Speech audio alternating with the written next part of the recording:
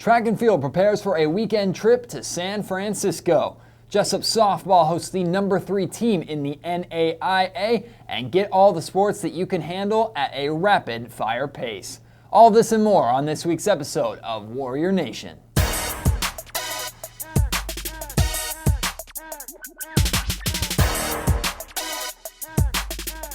Welcome, Warrior fans, to Warrior Nation, the show that covers everything that is anything sports right here at William Jessup University that is currently overrun with zombies. Got a lot to talk about today: baseball, softball, and track and field. So let's get right into it, starting with the boys of springtime.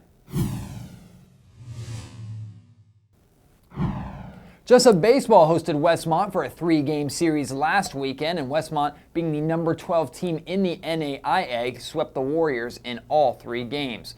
Jessup in Game 3 managed to score 10 runs against the talented Westmont defense, including a home run, the first of the season, for Kyle Robinson, which was a 3-run shot in the 3rd inning to bring Jessup to within 1. Currently, the Warriors right now are in a 3-game series against number 16 Concordia. We'll have the results of that series next week.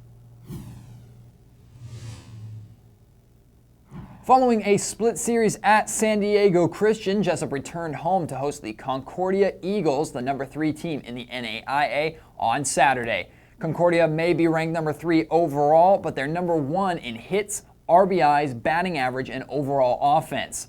Game 1 between the two schools was a pitcher's duel between Shelby Grafman and Grayson Harvey of Concordia, and it was scoreless all the way up until the 6th inning, when Shelby Grafman gave up a solo shot in that inning and also another in the 7th inning, and Jessup bats could not get going. Grafman did manage to hold them to only 4 hits, but Concordia won Game 1 2-0. In Game 2, Jessica Myers was on the mound for the Warriors and pitched the first 5 innings until Grafman replaced her. It was 2-3 in the 7th inning when Concordia got a controversial call in their favor at the plate, and following that call, they would score 7 straight runs to go up 2-10. In the bottom of the 7th, back-to-back home runs for Jessup made them come back a little bit, a shot off the bat of Shelby Grafman and Brittany Lamar, but the game would end 5-10. Jessup is in Atherton on Tuesday of next week as they will take on former CalPAC rival Menlo before returning home on the 10th when they will face La Sierra. After breaking 6 individual records in Chico and school records in both men's and women's relay, Jessup Track and Field is headed to the Bay Area this weekend to compete in the San Francisco Distance Carnival hosted by San Francisco State. There is a huge field of top schools competing in this event, so Jessup will have their work cut out for them. Schools including Cal Poly, St. Mary's, UC Santa Barbara, Southern Oregon, and so many more. You can keep up with all of the results from that meet on jessupathletics.com immediately following the meet, or tune in next week for all of the results right here on Warrior Nation. Time to blast you with some Jessup sports. This is Rapid Fire. What is Jessup Athletics losing out on with the moving on of Coach Boggs and Jamie Ingram? We'll start with Coach Jamie, because Coach Jamie's really, what we're losing with her is a brilliant volleyball mind. I mean, she's been surrounded by the game. She's told me since she was little, and she coached in this area for many years and then joined Jessup staff, and she just brought a lot of volleyball IQ that we're going to miss. We wish her the best in her going to Reno. Coach Boggs, probably the biggest thing you're losing with Coach Boggs is just his family atmosphere. And in talking to any of his players, you'll say that his players were like his daughters. And he always invited them over and had them over. So they had that special bond, and that's something that means a lot with teams. That's hard to come by, so they're definitely going to miss that with him. Cool. He's also a brilliant basketball mind. Yes.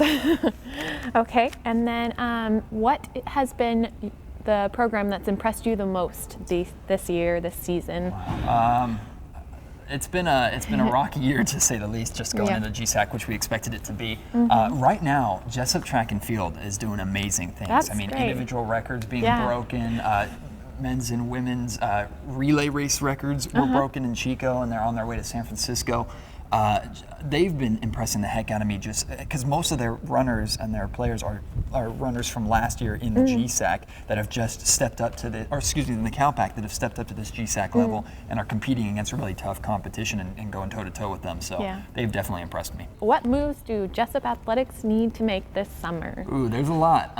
Obviously, hiring a new women's basketball coach and women's volleyball coach, that's an of course. But I think we saw the quality of talent from players' perspective in the Golden State Athletic Conference this year. Yeah. And so Jessup needs to try and do the best that they can to bring some of that talent to this school to be able to compete. And whether it's transfers from JCs or from high schools, the quality of players that coming into the school need to pick up a little bit. That's not a knock on the current players right now. That's just like, in the GSAC, to play against GSAC opponents, you have to be very, very good. So the recruiting, I'm really looking to the recruiting from all Jessup athletics teams and programs to really try and pick up to match that GSAC level.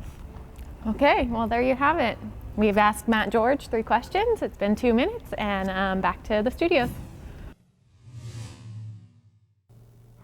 As always, we here at Warrior Nation thank you so much for tuning in. And remember, you can check out everything that we talked about in this episode on jessupathletics.com and keep up to date on Facebook and Twitter with @WJU Sports.